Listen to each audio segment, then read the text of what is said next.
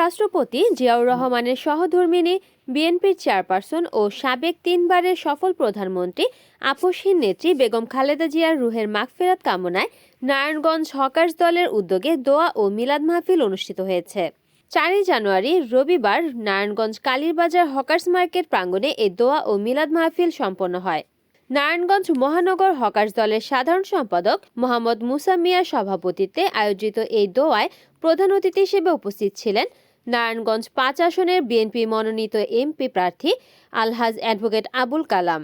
বিশেষ অতিথি হিসেবে উপস্থিত ছিলেন নারায়ণগঞ্জ মহানগর বিএনপির সাবেক যুগ্ম সম্পাদক আনোয়ার মাহমুদ বকুল।